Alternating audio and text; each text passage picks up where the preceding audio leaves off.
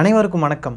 நம்ம இந்திய நாட்டோட வளர்ச்சி, அதுலேயும் முக்கியமாக இந்தியாவோட வட மாநிலங்களுடைய வளர்ச்சியை அமெரிக்கா, பிரிட்டன், ஆஸ்திரேலியா அங்கே இங்கேன்னு சொல்லி நம்ம வெளிநாடுகளோட கம்பேர் பண்ணுற அளவுக்கு பயங்கரமாக உயர்த்தி கொண்டு வந்திருக்கும் நரேந்திர மோடி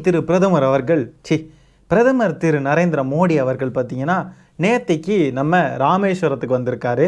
தாவேக்காரங்க யாராவது இந்த காணொலி பார்த்துக்கிட்டு இருக்கீங்கன்னா, இவ்வளோ நேரம் நான் பேசிக்கிட்டு இருந்தேன் இல்லையா, இதுக்கு பேர் தான் வஞ்ச புகழ்ச்சி அணி, தெரிஞ்சுக்கோங்க. ஏன்னா உங்கள் கட்சியில் இருக்கவங்களுக்கு தான் தமிழே தெரியலையே. உங்களுக்கு யாராவது எல்லாம் சொல்லி தர வேண்டியது இருக்கே. ஒரே சோதனைங்க நம்ம தமிழ்நாட்டுக்கு, தமிழக அரசியல் களத்துக்கு வந்த சோதனைங்க நாம் தமிழர் தாவேக்காலாம். சரி, நம்ம பேச வந்த டாப்பிக்கே வேற, நம்ம அதுக்குள்ளே இப்போ போவோம். பிரதமர் மோடி அவர்கள் ராமேஸ்வரத்துக்கு எதுக்காக வந்தாங்க அப்படின்னு பார்த்தீங்கன்னா, பாம்பன் புதிய பாலத்தை திறந்து வைக்கிறதுக்காக வந்திருக்கார். அந்த பாம்பன் புதிய பாலத்தை திறந்து வச்ச கொஞ்ச நேரத்திலே பார்த்தீங்கன்னா செங்குத்து தூக்கு பாலம் பழுதாகிருக்குங்க. அது எப்படி நிற்கிது பாருங்களேன், ஒரு சைடு கீழே ஒரு சைடு மேலேன்னு போய் பழுதாயிருக்குங்க. ஸோ அந்த தூக்கு பாலத்தை கீழே இறக்க முடியாமல் சிக்கி தவிச்சிருக்காங்கங்க. திறப்பு விழா அன்னைக்கே பழுதாயிருக்குங்க. இதை என்ன சொல்கிறாங்க அப்படின்னு பார்த்தீங்கன்னா, தொழில்நுட்ப கோளாறு அப்படின்றாங்க. தொழில்நுட்பம் மட்டுமா கோளாறாக இருக்குது, நாடே கோளாறாக தான் இருக்குது. நாடே கோலாகலமாக இருக்கிறது அப்படின்னு சொல்ல வந்தேங்க. தவைக்க பாய்ஸ் இருக்கீங்களா? இதுக்கு பேர் தான் முதல் கோணல் முற்றிலும் கோணல் அப்படின்னு சொல்லுவாங்க, புரியுதா? அடுத்ததாக பார்த்தீங்கன்னா, பாஜகவோட மாநில தலைவர் அண்ணாமலை பேட்டியில் என்ன சொல்லியிருக்கார் அப்படின்னு பார்த்தீங்கன்னா, முதல்வர் தன்னை திருத்தி கொள்ள வேண்டும். ஏனென்றால் தன்னுடைய கடமையை செய்யாமல் பிரதமரை அவமதித்து விட்டார் முதலமைச்சர் மு.க. ஸ்டாலின், ஊட்டிக்கு சென்று ஒளிந்து கொண்டிருக்கிறார் அப்படின்னு சொல்லியிருக்காப்புல. அது மட்டும் இல்லாமல் உண்மையாகவே தமிழ்நாட்டோட மாநில நலனுக்கு மேலே அக்கறை இருந்துச்சு அப்படின்னா பிரதமர் நிகழ்ச்சியில் முதல்வர் பங்கேற்றிருக்க வேண்டும் அப்படின்னு சொல்லியிருக்காப்புல. என்ன மிரட்டல் விடுறாங்களா? முதல்வர் இந்த பிரதமரோட நிகழ்ச்சியில் பங்கேற்கலனா மாநில உரிமைகளை நாங்கள் பறிப்போம், அதனால முதலமைச்சருக்கு மாநில உரிமைகள் மேலே எந்த அக்கறையுமே இல்லை அப்படின்ற மாதிரி பேசுகிறாப்புல. இது மிரட்டும் துணியாக தான் தென்படுகிறது. அது மட்டும் இல்லாமல் அடுத்த முறை இந்த தவறை செய்யாமல் தமிழக நலனுக்கு துணை இருக்க வேண்டும். பிரதமரோட இந்த நிகழ்ச்சியில் பங்கேற்றா தமிழக நலன் காக்கப்படும், பிரதமரோட இந்த நிகழ்ச்சியில் பங்கேற்கல அப்படின்னா தமிழக நலனும் தமிழக உரிமையும் கண்டிப்பாக பறிபோகும் அப்படின்னு சொல்கிறாங்களா? முதல்ல நீங்கள் உங்களுடைய கடமைகளை எல்லாம் செய்யுங்க. தமிழ்நாட்டுக்கு தர வேண்டிய நிதியை சரியாக தாங்க. முதல்ல ஒரு பிரதமராக நடந்துக்கிட்டு அதுக்கப்புறம் இந்த டயலாக்லாம் பேசலாம். ஆளுநர் சட்டசபையோட தீர்மானங்களை எல்லாம் வாசிக்கவே மாட்டாப்புல. ஒன்றிய அரசு என்னன்னா தமிழ்நாட்டுக்கு தர வேண்டிய நிதியை தரமாட்டாங்க. இப்போது உண்மையிலேயே யார் முதல்ல திருந்தணும், யார் தவறு செய்யாமல் இருக்கணும்? செய்ய வேண்டிய விஷயங்களை செஞ்சால் இங்கேருந்து என்ன பண்ணணுமோ அதை ஆட்டோமேட்டிக்காக பண்ணிட்டு தான் இருக்க போகிறோம் இல்லையா?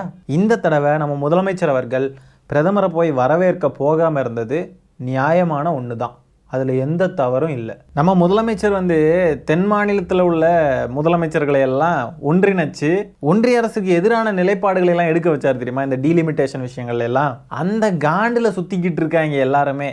இதில் பிரதமர் மோடியும் இந்த திறப்பு விழா முடிஞ்சு மேடையில் பேசுகிறப்போ என்ன பேசியிருக்கார் அப்படின்னு பார்த்தீங்கன்னா, தமிழ்நாட்டோட கட்டமைப்பே மத்திய அரசின் முதன்மை நோக்கம். ஒன்றிய அரசாகிய நாங்கள் பல மடங்கு நிறைய நிதி கொடுத்துட்டோம், ஆனாலும் சில பேர்லாம் அழுதுகிட்டே இருக்காங்க அப்படின்னு சொல்லி பிரதமர் பேசியிருக்காப்புல. நான் முதலே சொன்னேன் இல்லையா, இந்த தென் மாநில முதலமைச்சர்களை எல்லாம் ஒன்றிணைச்சு பாஜகவுக்கு எதிரான நிலைப்பாடு எடுக்க வச்சதுனால பிரதமரே கதறிக்கிட்டு போயிருக்காப்புல. அது மட்டும் இல்லாமல் பிரதமர் என்ன பேசியிருக்காரு தெரியுமா?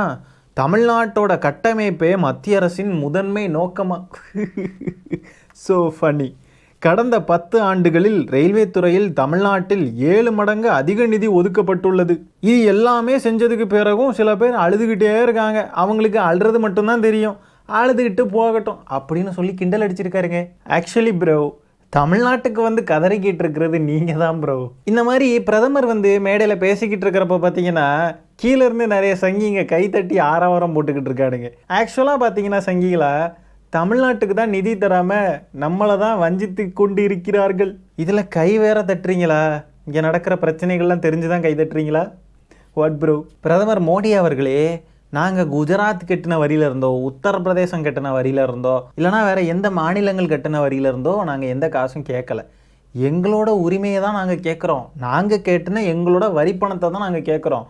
அது அழுறதாட்டு இருக்கா? எங்கள் உரிமையை நாங்கள் கேட்குறத நீங்கள் அழுறுதுன்னு சொல்லி கொச்சப்படுத்துவீங்களா? இந்த நக்கல் நையாண்டி ஆணவ பேச்சு இருக்குல்ல, இது 2026 எப்படி பிரதிபலிக்குதுன்றதை பார்த்துக்கோங்க. இதில் நம்மளுக்கு டென்ஷன் ஆகிற விஷயம் என்ன அப்படின்னு பார்த்தீங்கன்னா, அதை நான் சிரிச்சுக்கிட்டே சொல்கிறேன். நம்ம மாநிலத்துக்கு தான் காசு தரமாட்டேன்னு சொல்லி நம்மளையே புறக்கணிக்கிறாங்க. அதுக்கு உட்காந்துருந்து கைத்தட்டி ரசித்து விசில் அடிச்சுக்கிட்டு இருக்கானுங்க பாருங்கள்.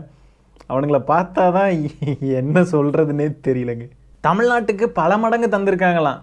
எப்படி பல மடங்கு மதக்கலவரம் தூண்டி விடுறது, இந்த திருப்பரங்குன்றம் மலை விவகாரத்தில் கலவரம் தூண்ட பார்த்தீங்களே, இந்த மாதிரி மத கலவரத்தையும் ஏமாற்றத்தையும் நீங்கள் தமிழகத்துக்கு அதிகமாக தந்திருக்கீங்க.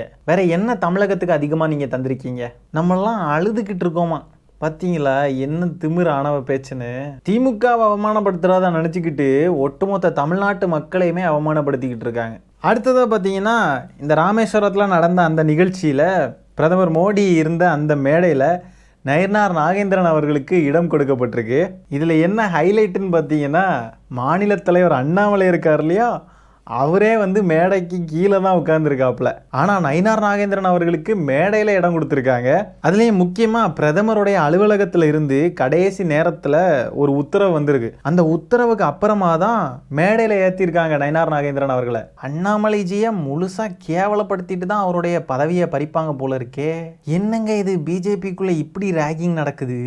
அநேகமாக அடுத்த மாநில தலைவர் நயினார் நாகேந்திரன் அவர்களாக தான் இருக்கும் அப்படின்னு சொல்லி கணிக்க முடியுது நம்மளால். பொறுத்திருந்து பார்ப்போம். சரி மக்களே, இந்த காணொலியை நான் இதோட என் பண்ணிக்கிறேன். இந்த வீடியோவில் நம்ம பேசியிருக்க விஷயங்களை பற்றி உங்களுடைய கருத்துக்களை என்னன்றதை கமெண்ட்டில் பதிவு பண்ணுங்கள். வீடியோ பிடிச்சிருந்தா ஒரு லைக்கை தட்டி விட்டு 4 பேருக்கு ஷேர் பண்ணுங்கள். முக்கியமாக நம்ம சேனலை சப்ஸ்கிரைப் பண்ணி வச்சுக்கோங்க. மீண்டும் இன்னொரு காணொலியில் சீக்கிரமாக உங்களை சந்திக்கிறேன். அது வரைக்கும் டாடா பை, டேக் கேர்.